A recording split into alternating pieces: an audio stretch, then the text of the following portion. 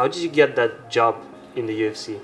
In a condensed version, we'll call it. As I said, like, I've been a fan of MMA and UFC ever since I can remember. And then working for like Gary Vee and then Andrew Schultz, we didn't really touch on it too much. And I did stuff for like Mr. Beast's management company, Night Media. Worked with a lot of big influencers, like big streamers like AMP, Speed, Kai Cenat, all that. Oh wow. Yeah, that was really cool. And then I got to the stage where I'm like working for all these cool people, and I'm blessed to be like, I don't have to work for someone. Who would I like reverse engineer, as Gary Vee always talked about? Who would I like to work for? And I was just thinking, like, imagine like working for UFC. I'm like, that would be cool. And then you always think, and you think about it, and you get right down like a step. How am I going to get to it? It's one thing saying it, but how the hell did I get there? And then just kind of by chance and luck, and obviously being networking and putting yourself out there, me and like 10 friends went down to Vegas in 2020, just before COVID, to see McGregor fight in Vegas. Oh wow. And then I was just at the casino, and I looked over, and just by absolute random chance, Sean Shelby, who's like one of the matchmakers, like him, Dana, Sean Shelby, and a few other guys, they're the ones who pick the fighters to matchmake. He was there at the bar ordering a drink. I'm like, oh, I want to go strike up a conversation with him. So I went to Sean, how's it go? Shook his hand, introduced myself, and like told him who I am, just like the podcast and who I've done, just obviously to social proof, so he knows I'm good enough. I've worked for all these big names.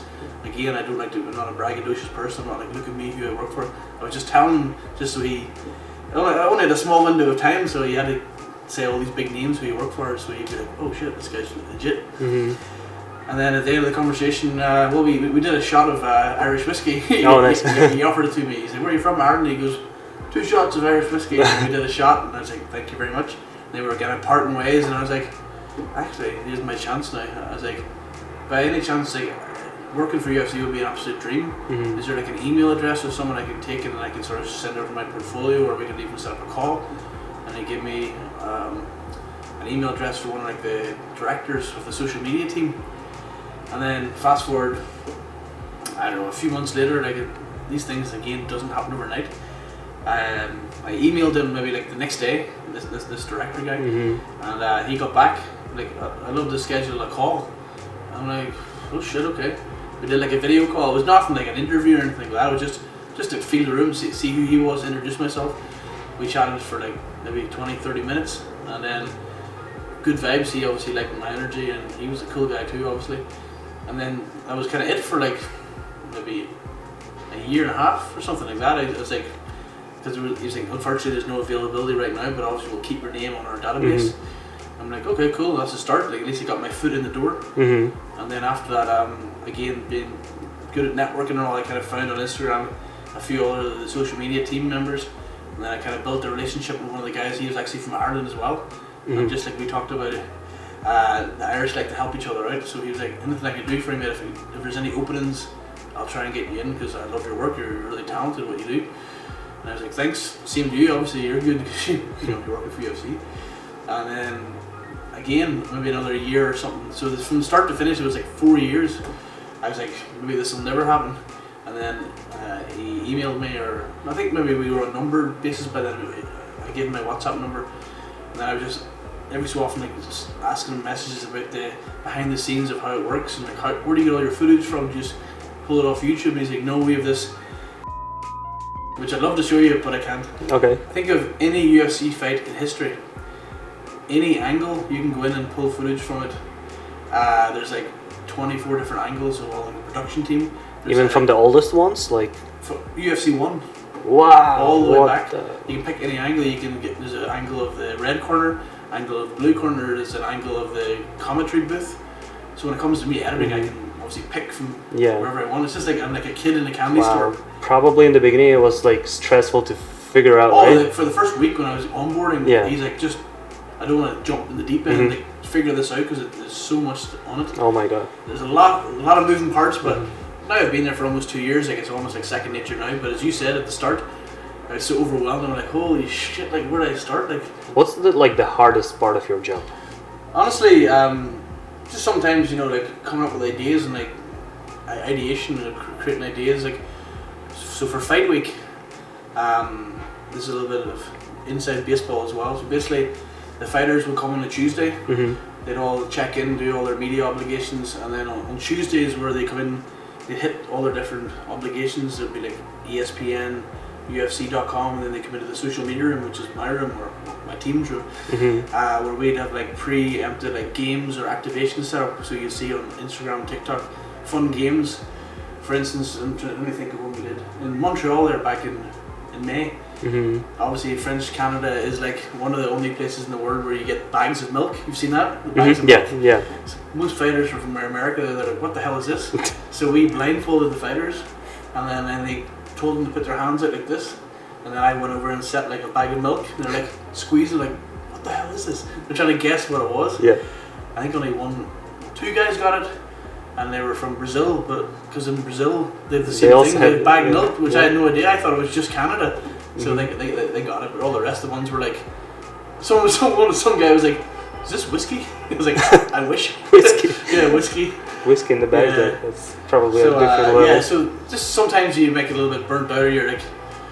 You're racking your brain trying to think of like constant ideas that are innovative, and because there's a lot of sports teams and different organizations that are doing similar social media fun games and activations. So you're trying to like take them ideas and then put like a little spin on it to make it your own, or else completely come up with your own idea. So sometimes it gets a little bit tricky. That's why AI and ChatGPT can be used as your best friend now, just to come up with a rough idea, and then you can take them ideas and make them much better. Yeah, Obviously, right. AI can only do so much. It's not quite as good as a human. So yeah, I'd say that'll be the toughest part. It's not tough.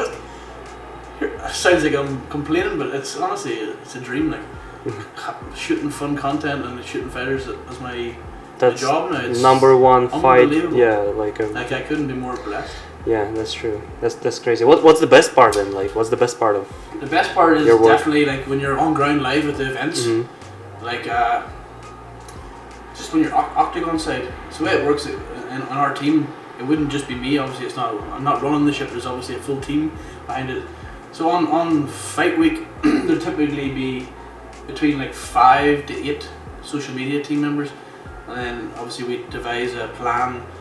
Who's octagon side for this fight? Say there was an Irish guy, I would probably take dibs on that. Like he's my boy. Like we built a relationship, so he'd be able to, chat to me better than someone else who doesn't really know as much. And same thing for Brazilian fighters. They get Brazilian team members come up from Brazil, and then I don't speak Portuguese. Oh yeah. So whenever we're talking to them, they would speak Portuguese to them. So just the whole buzz, the whole atmosphere of fight week, it just feels like you're like a kid at Christmas, like like a holiday. You're seeing these like superstars on TV like before you work there, and now you're literally talking to them face to face. Like it just sometimes just feels like you're in a movie. Another crazy one is as we talked about before, my my most recent heart surgery. This director guy who I had the call with, remember who the Sean Shelby gave me the contact for. He texted me like one morning, like a few days before my surgery, been like, "Good luck, man. I just want to give you a quick call. It'll be coming from an unknown number, so don't get alarmed. It's only me calling." I'm like, "Okay, this is bizarre." And ring, answer, FaceTime video. Dana White's on the phone. Oh wow. He's like, "What's up, Killian?" I'm like, "Holy, this is Dana White speaking to me. Like, he knows my name. What the hell?" And I was like, keep it cool. And I'm like, "Yeah, what's up, man?" And "What's up, Dana?" But I'm freaking out inside. I'm like, "Holy shit."